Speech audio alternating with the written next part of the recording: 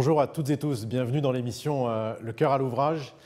Nous avons choisi ce titre parce que au groupe Alpha, le travail est évidemment notre cœur de métier et notre focalisation. On a choisi de placer cette émission sous la référence de Joseph Addison qui avait contribué à écrire Le Babillard, Le Spectateur et qui a fait, j'y ai travaillé jadis, le lien entre la littérature et l'économie. Et donc on souhaitait, avec cet auteur à travers les siècles, faire un clin d'œil à cette émergence de l'économie et de la littérature comme mouvement combiné. On a le plaisir aujourd'hui d'initier cette émission du cœur à l'ouvrage avec trois invités particulièrement remarquables. Christian Piret, Monsieur le Ministre, bonjour, bienvenue. Vous êtes Vosgien? Oui, Meusien, mais Vosgien. Meusien. Et donc vous avez eu un parcours électif et un parcours de mandataire politique. Et aujourd'hui, vous êtes avec nous pour cet ouvrage, le nouveau contrat social, pour la conversation autour de la démocratie sociale, de l'entreprise, du gouvernement d'entreprise. Bienvenue.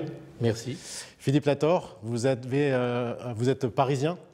Vous avez aussi quelques amours espagnols, si j'ai bien vu. Et vous avez travaillé pendant toute votre carrière au bénéfice des fonds d'investissement. Vous êtes administrateur de société et co-auteur donc de cet ouvrage qui va faire l'objet de notre conversation. Tout à fait. Pierre Ferracci, tu es corse et tu as la double qualité supplémentaire d'être président du groupe Alpha et président du Paris Football Club et Paris FC. Bienvenue. Deux projets d'entreprise intéressants. Voilà, bienvenue. Merci à tous les trois pour cette conversation. Monsieur le ministre, vous aviez écrit avec votre co-auteur un premier ouvrage en 2017. Vous pouvez nous en dire un mot? C'était un ouvrage qui était consacré à la réinvention de la social-démocratie, car nous pensons que la liaison entre les entreprises et l'État, ou plus généralement les instances publiques, régionales, locales, nationales, et les entreprises, donc, est essentielle à l'évolution de notre société.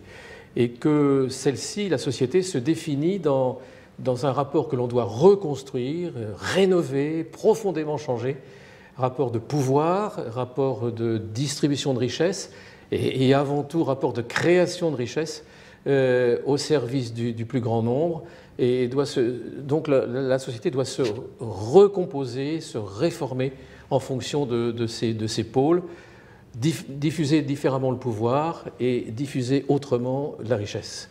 À partir d'une réalité fondamentale, je suis socialiste et je suis un homme du réel, à savoir la réalité fondamentale, c'est que la richesse se crée dans l'initiative, la recherche, l'œuvre collective.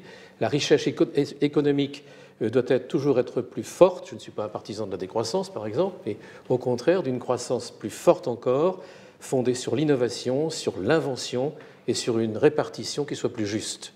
Mon combat est à la fois plus de croissance, pour plus de monde, pour plus de justice.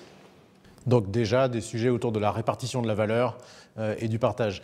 Philippe Lator, qu'est-ce qui vous a amené à renouveler l'expérience de la coécriture avec votre voisin?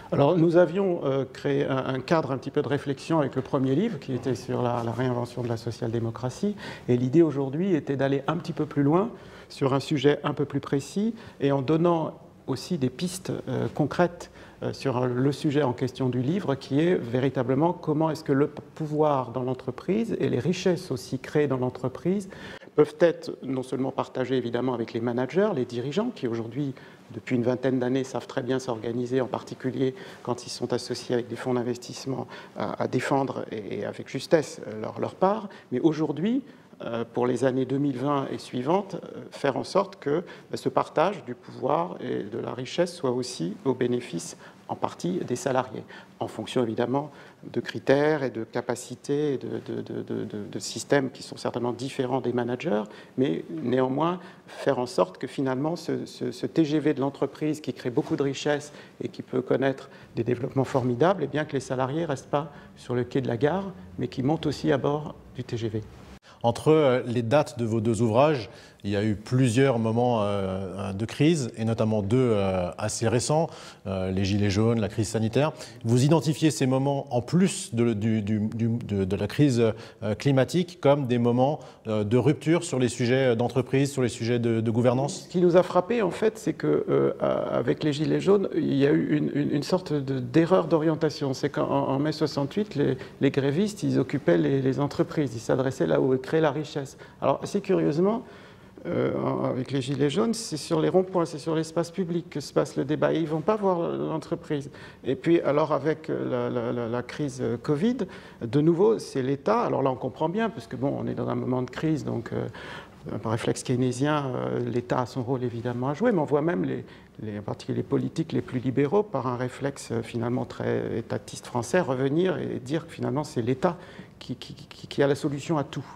Et finalement, nous disons non, l'entreprise crée la richesse et c'est là que se passe la richesse, c'est sur cette table-là qu'il y a entre les salariés, les actionnaires, les créanciers, ce qu'il faut partager de façon plus efficace à la fois pour les salariés et pour l'entreprise et pour la société tout entière. Et donc, inspiré de cette crise des Gilets jaunes et de la crise Covid, nous disons revenons là où est la richesse et revenons là où est le vrai pouvoir de créer de la richesse et venons donc dans l'entreprise et c'est là que les salariés doivent pouvoir avoir leur part également, pouvoir et richesse. Les Gilets jaunes ou celles et ceux qui soutenaient ce mouvement étaient des salariés, des agents de la fonction publique, des personnes privées d'emploi. Qu'auraient-elles pu dire ces personnes au monde de l'entreprise? Elles auraient pu demander que leur propre crise accouche d'un réel changement dans la société. Malheureusement, leur forme d'expression, leur forme d'organisation ou de non-organisation ont fait qu'ils n'ont pas pu déboucher sur une remise en cause vraiment des structures de la société. C'est très dommage parce qu'ils étaient porteurs d'une sorte de sursaut intérieur qui s'exprimait, comme vient de le dire Philippe Lator, sur des ronds-points, c'est-à-dire sur un espace public, sans que jamais ils ne se tournent vers les entreprises. L'inverse, comme il a été dit, de mai 68. Et ça n'a pas débouché sur une transformation réelle. Ça a été confisqué par des mouvements violents qui leur étaient extérieurs et qui les ont gênés, en fait. Ça n'a pas été repris dans une remise en cause, une remise à plat, au fond, des termes de qui crée, comment, pourquoi, pour quelle richesse, au fond. Et c'est dommage, c'est un raté. Alors par contre, la crise du Covid, puisqu'on l'évoque également, a été l'occasion de démontrer combien on pouvait être fertile dans une toute petite entreprise, combien la question des masques qui au niveau national n'arrivait pas à être résolue, ils n'arrivaient pas à temps au bon endroit, dans de bonnes conditions, les régions se battaient avec l'État qui se battait avec les communes, les grosses communes pour attirer des masques, c'était la foire d'empoigne. Et donc, on a vu cet élan extraordinaire de gens de toutes conditions, des femmes, des hommes, des plus âgés, des plus jeunes, des ingénieurs, des commerciaux, etc., se dire on prend le taureau à bras-le-corne et on prend l'initiative de faire quelque chose et de ne pas attendre que ça vienne de l'extérieur. On se regroupe. Donc, il y a l'idée de coopération. On travaille ensemble, coopérer ensemble. Il y a l'idée d'innovation. Comment est-ce qu'on peut faire autrement? Faire par exemple des respirateurs pour les gens qui étaient sous respiration artificielle plus simples, plus faciles à faire, diffusables dans les pays en voie de développement parce qu'ils étaient moins chers, peut-être plus robustes au sens double que prendre ce mot, solides et en même temps simples, et très rapidement, car l'urgence était là.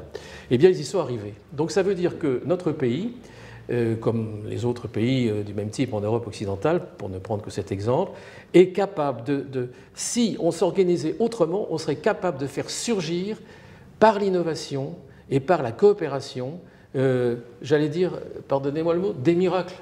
Parce que alors que tout le monde pâtissait de cette crise et tournait en rond, eux, ils sont sortis pour créer quelque chose de bien. Donc ça veut dire que l'esprit d'entreprise, il est au fond de nous-mêmes et qu'il faut créer les conditions, c'est un peu ce qu'on demande à l'éducation, à la qualification, à la structure étatique pourvu qu'elle sache ne faire que ça, encore une fois au sens large, décentraliser le plus possible. Il suffit de faire appel à ça et de créer les conditions de l'émergence de l'initiative et donc de l'esprit d'entreprise. De quoi on parle quand on parle de social-démocratie, quand on parle de création de richesse? on parle de la capacité de créer de la richesse collectivement dans un monde complexe.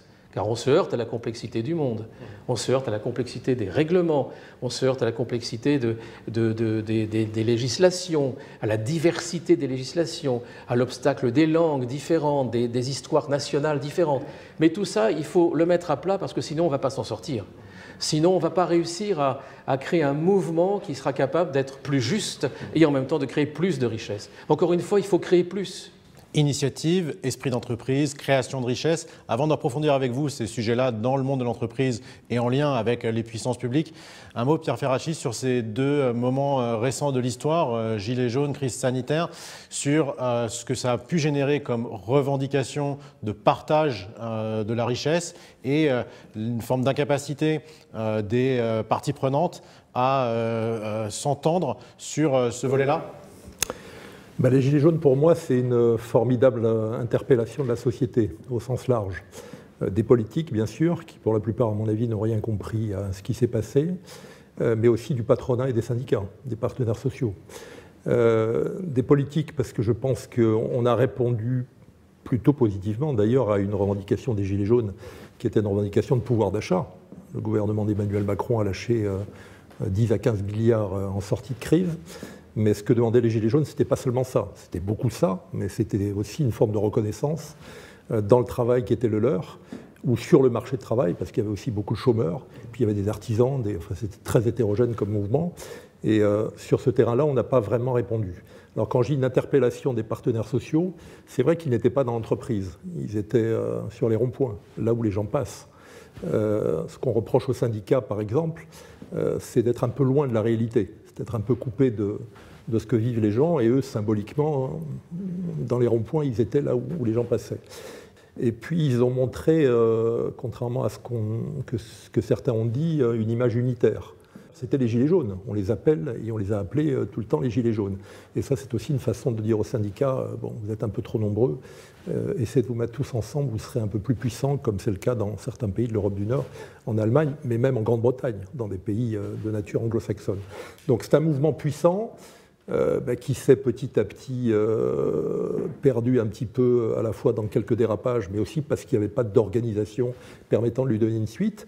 Il serait bon qu'aujourd'hui les partis politiques, les syndicats et le patronat, et on va revenir aux questions de gouvernance d'entreprise, comprennent les signes qui ont été donnés à ce moment-là. C'est d'abord un signe de reconnaissance du travail et de ceux qui travaillent.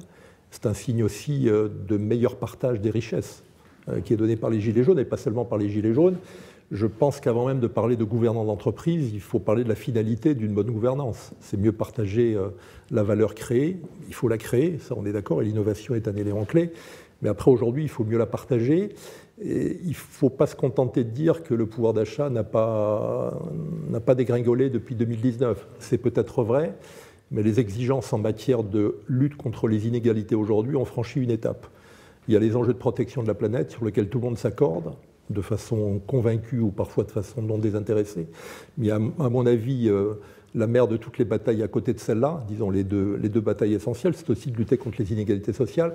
Elles sont aujourd'hui plus insupportables qu'avant, même si sur certains terrains, et peut-être la France, il y a des choses qui se sont corrigées dans le bon sens. Mais ça ne suffit pas.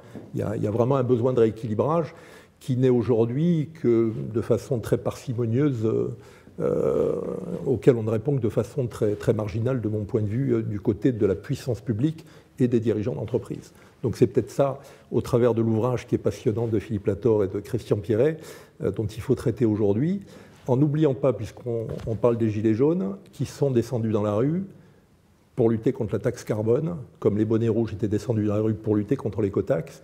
Et les bonnets rouges et les gilets jaunes, ils sont comme nous intéressés par la protection de la planète et par l'avenir de nos enfants.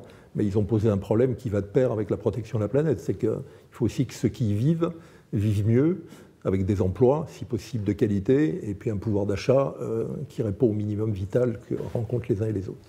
Pierre Ferracci évoque nos voisins et l'Union européenne. Messieurs, dans votre livre, vous dites l'État qui vacille, l'entreprise qui s'étend. C'est une analyse spécifiquement française ou vous le constatez ailleurs en Europe ? Ailleurs en Europe, on constate que quand il y a une réussite sociale, au sens où M. Ferracci vient d'en parler, meilleure distribution et meilleure création de richesse, ça se passe dans un autre contexte de pouvoir dans l'entreprise. Par exemple, dans les pays scandinaves, par exemple en Allemagne, le conseil d'administration de l'entreprise est composé par moitié de représentants des salariés. Là, ça change tout. Quand la discussion de la stratégie de l'entreprise est faite avec les représentants des salariés, avec des organisations syndicales puissantes, et ça conduit à des décisions qui parfois sont, comme toujours dans une entreprise, peuvent être conflictuelles, hein, peuvent être issues d'un conflit. L'entreprise n'est pas en sucre d'orge, hein, elle est le lieu de l'affrontement, mais cet affrontement peut être positif. On a appris d'ailleurs que l'histoire se construit à partir d'affrontements dont on sait tirer le positif et pour faire avancer les pays.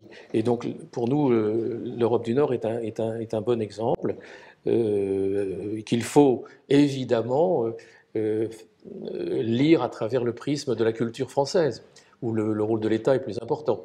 Et nous ne disons nulle part d'ailleurs dans nos deux ouvrages que l'État n'a pas un rôle à jouer, mais il a un rôle à jouer d'arbitre, donner le cadre général des choses, essayer de susciter, essayer de provoquer au mouvement. C'est ça une véritable social-démocratie. Matinée d'histoire française, on ne va pas reproduire la Suède en France, ça serait idiot. On ne va pas faire l'Allemagne en France, ça serait idiot. On va au contraire essayer de trouver une voie particulière, et elle est nécessaire aujourd'hui. Regardez dans quel état de stagnation des idées ce début de campagne présidentielle nous montre l'inanité de l'expression politique aujourd'hui. Ça reviendra. Hein.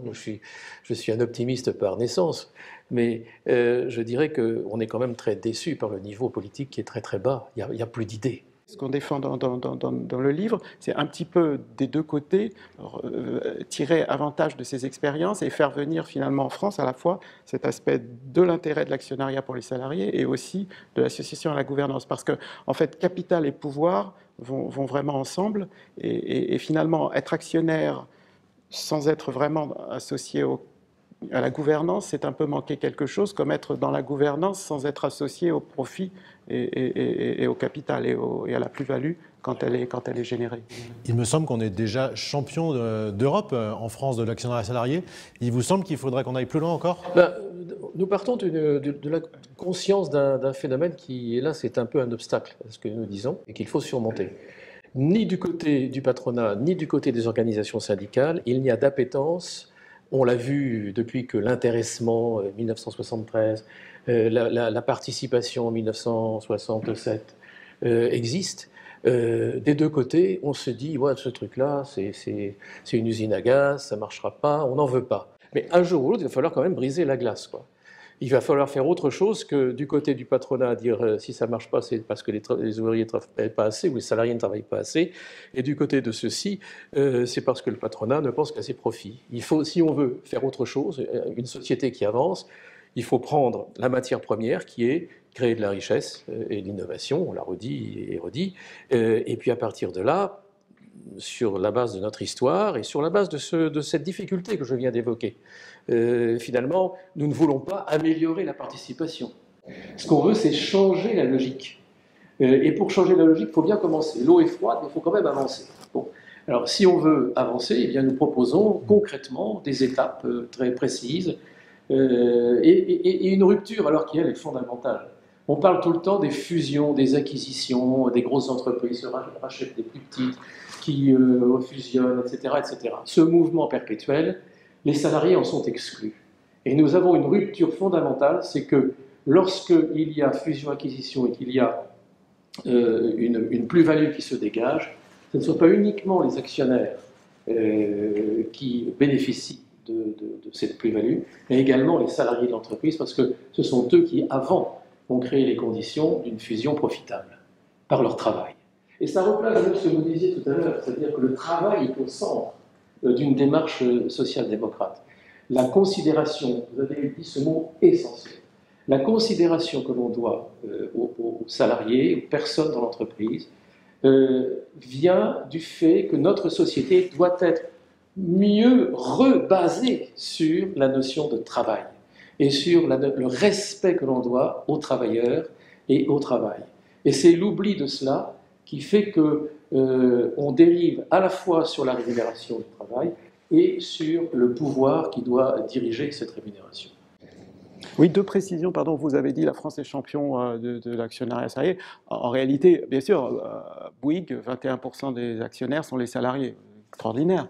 En réalité, c'est quelques grands groupes cotés qui ont cette particularité. Mais quand vous prenez la grande part des entreprises familiales, des ETI, des PME, c'est pas le cas. Et deuxième remarque que je voulais faire pour rebondir sur ce que disait Christian Pierret, c'est que quand on parle de partage de valeur, etc., on pense plutôt tout de suite à redistribution, à fiscalité, augmentation des impôts, choses comme ça. Vous prenez un grand rapport, là, Blanchard-Tirole, 510 pages, avec les 3 grands défis, l'environnement, la population et les inégalités. Sur les inégalités, il parle surtout de la fiscalité. Et pas un mot, alors c'est un peu normal, c'est des macroéconomistes, ils ne connaissent pas l'entreprise, mais en réalité, ce dont nous parlons, nous, c'est pas ça du tout. Nous, on parle là où est l'argent, et l'argent, il est dans le capital, c'est pas les salaires, c'est pas... Alors évidemment, l'intéressement, il faut le favoriser, etc. Non, nous, ce dont nous parlons, c'est quand il y a des actes dans la vie de l'entreprise, clés, qui ne se passent pas tous les jours d'ailleurs, mais dans les fusions, dans les acquisitions, nous ouvrons un autre domaine qui est où là, on a accès à où est la vraie valeur. Et c'est ça qui doit être motivant. Regardez, dans la pré-campagne présidentielle, personne ne parle du pouvoir dans l'entreprise. Et c'est dramatique, parce que c'est là que se passent les choses, c'est là que se passe la compétition mondiale, c'est là que l'Europe peut exister, et la France à l'intérieur de l'Europe peut exister vis-à-vis des États-Unis, de la Chine, du Japon et de ceux qui viendront après. C'est donc là qu'il faut appuyer, il faut la rupture à cet endroit-là, tout de suite. Et la politique, elle est suffisamment médiocre pour ne pas nous proposer ça, alors que c'est le sujet. Nous inviterons les économistes que vous citiez à réagir et à s'intéresser au monde de l'entreprise dans des moments complémentaires. Pierre Ferracci. Alors moi j'ai beaucoup de points d'accord avec tout ce que disent Christian Pierret et Philippe Latorre. J'ai quand même un point de désaccord, c'est sur la méthode pour y arriver. On a 2 modèles aujourd'hui dans le monde, hein, c'est pas la peine de complexifier les choses à souhait. Il y a un modèle anglo-saxon où les syndicats pèsent pas très lourd, où le pouvoir dans l'entreprise est celui des actionnaires, ce qui n'empêche pas les salariés, comme aux États-Unis, d'être actionnaires sans avoir le pouvoir. Et puis un modèle qu'on peut appeler scandinave, rhénan, il faut regarder du côté de l'Europe du Nord, où le pouvoir est mieux partagé dans l'entreprise et où paradoxalement, vous l'avez dit, l'actionnariat salarié est peu développé. Moi, j'ai une appétence très forte pour ce modèle de l'Europe du Nord. Et je pense que l'erreur que vous faites, en toute amitié, parce que j'ai lu attentivement votre livre, on partage l'idée qu'il faut mieux partager les richesses. Je partage aussi l'idée que vous évoquez que ça ne passe pas simplement par l'échelle des revenus et des rémunérations, mais par le capital. Mais est-ce que c'est le capital de l'entreprise dans laquelle on se situe qui doit être l'objet d'une répartition entre salariés et actionnaires? Je ne le pense pas, d'abord parce que dans beaucoup d'entreprises, c'est peine perdue. Il n'y a pas de plus-value à faire, il n'y a pas de création de valeur à espérer du côté de la participation des salariés au capital. Puis en plus, je pense fondamentalement, c'est d'ailleurs pour ça que c'est aux États-Unis que l'actionnariat est le plus développé, que la relation au capital dans l'entreprise, donc la relation au risque, est une affaire individuelle, pas collective. Autant je pense qu'il faut impliquer les salariés et les citoyens dans les actions de l'entreprise au sens large, autant les impliquer, comme vous l'évoquez, de façon systématique dans les actions de leur entreprise, ça me paraît dangereux. Alors ça me paraît dangereux et surtout inaccessible pour une bonne partie des entreprises et donc des salariés ou des syndicats qui y sont. Ce qui me paraît important dans le modèle de l'Europe du Nord, scandinave ou rhénan, c'est l'association des responsables, des représentants du personnel, des syndicats en l'occurrence, à la gouvernance de l'entreprise. Voilà, au conseil de surveillance d'ailleurs. Ce n'est pas tant dans le pouvoir exécutif qu'on répartit les tâches, c'est plutôt dans le conseil de surveillance. D'ailleurs, il y a beaucoup plus qu'en France une distinction entre le président et le directeur général, entre le conseil de surveillance et le directoire, et ça va surtout dans ce sens-là. Là, c'est un point important. Et il y a déjà des blocages dans la société française là-dessus. Il y a une partie des syndicats, d'abord chez nous, ils sont 8, en Allemagne, il n'y en a qu'un. En Suède, il n'y en a qu'un. En Finlande, il n'y en a qu'un. Alors, il y a des courants divers au niveau des différentes confédérations. Enfin, ce n'est pas tout à fait la même division, le même éclatement que chez nous. Et vous savez très bien que parmi les syndicats français, il y en a qui sont totalement hostiles au partage de la surveillance de l'entreprise, de la définition de ses grandes orientations stratégiques. Je ne parle même pas de la gestion courante. Entre parenthèses, quand on prend un peu de recul, le comité d'entreprise créé à la Libération, le CSE aujourd'hui, avait pour objectif, lui, de partager un peu le pouvoir exécutif, comme le dit Pierre-Yves Gomez dans son ouvrage, quand il distingue le pouvoir exécutif et le pouvoir de surveillance, puis le pouvoir régalien, celui des actionnaires, quoi. Il y avait l'objectif de partager ce pouvoir-là. Bon, on ne peut pas dire que ce soit un brillant succès. Le comité d'entreprise a pas de droit de veto, pas de désinformation, consultation, dont certaines sont utiles et on est bien placé pour le savoir, d'autres ont perdu un petit peu de leur substance, mais ça a été globalement un échec. Du côté de l'Europe du Nord, oui, c'est un succès. Alors, je ne suis pas euphorique devant ce modèle-là, il a aussi ses défauts, mais les décisions sont partagées au moment où elles sont prises. Alors que chez nous, en France, on demande aux représentants du personnel et aux syndicats dans les comités d'entreprise d'en commenter les conséquences. Ce n'est pas tout à fait la même chose. Ce qui ne veut pas dire qu'ils sont d'accord quand certaines décisions stratégiques sont prises ou quand il y a des grands chamboulements de l'organisation de l'entreprise, mais ils en discutent en amont. Et l'anticipation est un point clé dans ces pays-là. On n'attend pas qu'il y ait le feu dans la maison pour traiter le sujet. Donc ça, moi, j'y crois. Et j'y crois, il y a des obstacles à surmonter. Peut-être que sans aller vers le 50% des Allemands dans les entreprises de plus de 2000, on viserait 25% ou 33% des sièges au conseil d'administration, ça serait déjà pas mal. Et je crois que c'est une révolution qui est aussi difficile que celle de l'actionnariat salarié et en même temps plus importante, parce que ça oblige les représentants du personnel, donc les organisations syndicales, à prendre leurs responsabilités, à respecter des devoirs de confidentialité. Bon. Je crois qu'aujourd'hui, l'entreprise ne peut plus ignorer ses parties prenantes. Mais dans les parties prenantes, il ne faut pas qu'on mélange tout. Oui, ok, il y a les clients, il y a les fournisseurs. Pour moi, il y en a deux essentiels à côté de celle des actionnaires. Il y a les salariés et leurs représentants, et puis il y a tout ce qui touche à l'environnement aujourd'hui. L'actionnariat salarié, encore une fois, et vous le citez dans votre ouvrage, c'est dans les pays anglo-saxons ou des pays libéraux. Et le libéralisme touche les individus, pas seulement les grands actionnaires et les grands capitaines d'industrie. C'est dans ces pays-là qu'il s'est développé. C'est vrai qu'on est en avance, mais Philippe, vous disiez à juste titre que c'est surtout quelques grandes entreprises qui font qu'on est à 5 ou 6%. Dans les entreprises moyennes, même d'une certaine taille et d'une certaine vigueur, on n'a pas ce partage de l'actionnariat. Donc moi, je plaide plutôt pour que la gouvernance change, et de ce point de vue, je trouve que la loi Pacte ne va pas assez loin. Elle ne reprend même pas les exigences du rapport Sénard-Nota, qui était très intéressante et en même temps assez modérée. Enfin, ce n'était pas non plus une révolution. C'est en retrait par rapport à ça, et je crois qu'on a loupé une occasion. Et on évoquait tout à l'heure la crise des Gilets jaunes. Oui, la reconnaissance passe aussi par là. Un partage de la valeur, parce que être dans les conseils de surveillance, c'est aussi s'immiscer dans les enjeux de partage de la valeur dans l'entreprise. Et ça, c'est important. Même si le partage de la valeur, ça peut renvoyer à des choses que la puissance publique doit aussi traiter, par la fiscalité, par l'accès au capital, encadré. L'entreprise peut faire une partie du chemin, la puissance publique, les régions, l'État peuvent faire aussi l'autre partie du chemin. Bon, c'est le point de désaccord que j'ai sur ce plan, parce que je crois que vous visez, mais moi je n'ai pas l'ambition de rénover la social-démocratie comme vous, je précise simplement que dans les pays de l'Europe du Nord, ce régime de partage de la gouvernance a résisté aux alternances politiques. Même la droite ou le libéralisme qui a fait quelques progrès dans des pays comme la Suède, n'ont pas touché fondamentalement au système, ce qui prouve qu'il est pérenne, durable, et entre parenthèses, qui n'empêche pas ces pays-là d'être puissants économiquement, puissants industriellement, et surtout de traiter les conflits avec un peu moins de vigueur et de dureté que chez nous. Je suis assez d'accord avec vous, du conflit bien géré peut surgir aussi des compromis éclairés, exigeants et équilibrés. Donc il faut savoir de temps en temps gérer les divergences d'intérêts plutôt que de nier et de croire, comme certains l'ont cru pendant longtemps, que le capital de travail avait tous les mêmes intérêts. Je crois qu'on peut intéresser les salariés à l'entreprise et les faire investir dans l'entreprise, mais pas seulement dans la leur. Philippe Latorre, demain, tous entrepreneurs, entrepreneuses, tous actionnaires de sa société ou tous actionnaires des autres sociétés ou des autres entreprises de son pays? Oui, alors c'est vrai que pour répondre à cette remarque tout à fait juste de Pierre Ferracci, c'est vrai que c'est plus difficile quand on est avec un actionnariat familial de père en fils où il n'y a aucune perspective de cession de la société pour les 100 prochaines années, d'être actionnaire de sa société, d'espérer qu'il y ait un événement de liquidité qui fera qu'on aura une part de la plus-value.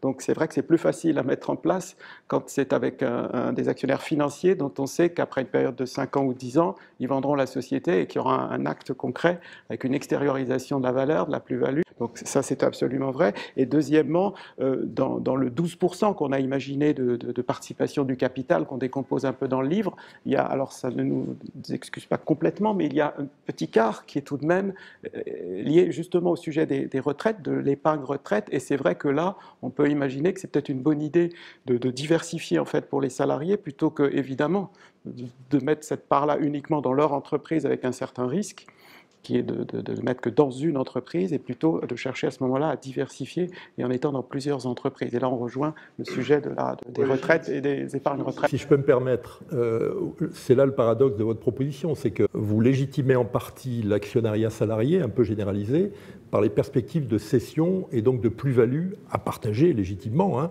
La loi Pacte là-dessus fait une timide avancée. Moi, je rêve d'entreprise où la structure du capital est pérenne. Ça ne veut pas dire que ce sont les mêmes personnes qui restent aux commandes, mais y compris pour rassurer les salariés, le fait qu'il n'y ait pas tous les matins des fonds qui arrivent et qui se disent dans 5 ans je m'en vais en ayant doublé ou triplé la valeur, ça peut être rassurant. Donc il faut trouver des moyens de partager la valeur sans attendre la mirifique plus-value de cession qui va intervenir. Et là je suis d'accord avec vous, quand elle existe, autant que ce ne soit pas seulement les managers de l'état-major qui en profitent avec les actionnaires concernés. Mais on ne peut pas simplement légitimer l'actionnariat salarié par ces cessions-là.